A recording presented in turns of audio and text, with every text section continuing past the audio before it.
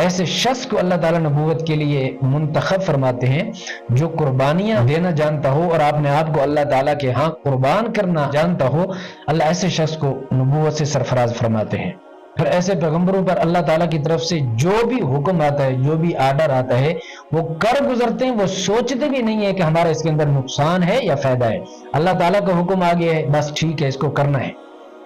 اب یہ جو قربانی کے ایام ہیں، یہ ایام ایک پیغمبر کی یاد کو تازہ کرتے ہیں۔ اللہ تعالیٰ اس پیغمبر کی قربانیوں کو ایمانداروں کے سامنے رکھنا چاہتے ہیں، بھی دیکھو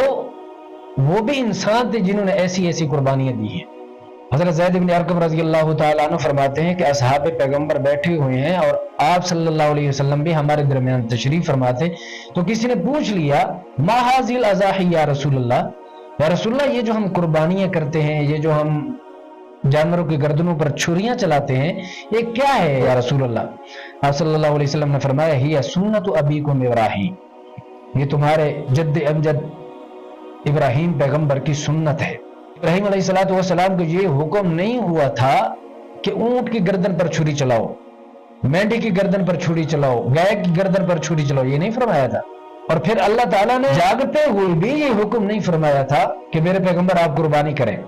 بلکہ ابراہیم علیہ السلام فرماتے ہیں انی ارا فی المنام، اللہ تعالیٰ نے یہ حکم ڈائریکٹ نہیں دیا ہے، کسی فرشتے کے ذریعے سے نہیں دیا ہے، بلکہ خواب کے اندر اللہ تعالیٰ نے مجھے دکھایا ہے کہ میں تجھے ذبح کر رہا ہوں۔ یہ بیٹے کے سامنے ابراہیم علیہ السلام گفتگو کر رہے ہیں اور ان سے کہہ رہے ہیں کہ میں نے یہ خواب دیکھا ہے کہ میں آپ کو ذبح کر رہا ہوں۔ ہمارے پاس تو پورا قرآن ہے نا، خواب کی تو بات ہی نہیں ہے، ہمارے پاس تو ذخیرہ احادیث ہے۔ پھر بھی اگر پیغمبر کے یا اللہ تعالیٰ کے کسی فرمان پر ہم نے عمل کرنا ہوتا ہے تو ایک بار نہیں 100 بار سوچتے ہیں یار عمل کروں یا نہ کروں۔ مگر یہ حضرت ابراہیم علیہ السلام تھے اور صاحبزادے کے سامنے اپنا خواب بیان کر رہے ہیں کہ انی ارا فی المنام انی اذبحک فانظر ماذا ترى، بیٹا یہ خواب میں نے دیکھا ہے کہ میں آپ کو ذبح کر رہا ہوں، اب آپ مجھے مشورہ دیں، میرا بیٹا تو مجھے مشورہ دے، فانظر ماذا ترى، تیری رائے کیا ہے؟ تو دیکھیے اسماعیل علیہ السلام کا جواب، ابھی بچے ہیں۔ اللہ کا قرآن کہتا ہے فلما بلغ معه السعی، جب وہ دوڑنے کی عمر کو پہنچے، 7 سال 8 سال کی عمر ہے۔ اب ذرا آپ تصور کریں کہ 8 سال کے بچے کے سامنے ان کے والد صاحب یہ خواب بیان کر رہے ہیں کہ میں آپ کو ذبح کر رہا ہوں، اب میرے بیٹے تو مجھے مشورہ دے کہ تیری رائے کیا ہے اس کے اندر۔ تو آگے بیٹا تھا ابراہیم خلیل اللہ کا، وہ کہتے ہیں ابا جان افعل ما تؤمر، ابا جان یہ آپ میرے سامنے خواب بیان کر رہے ہیں نا، مجھے پتا ہے جو انبیاء کے خواب ہوتے ہیں نا وہ اللہ تعالیٰ کی طرف سے وحی ہوا کرتے ہیں، جو پیغمبر کا خواب ہوتا ہے وہ سچا خواب ہوتا ہے، وہ اللہ تعالیٰ کا حکم ہوتا ہے ایک طرح کا،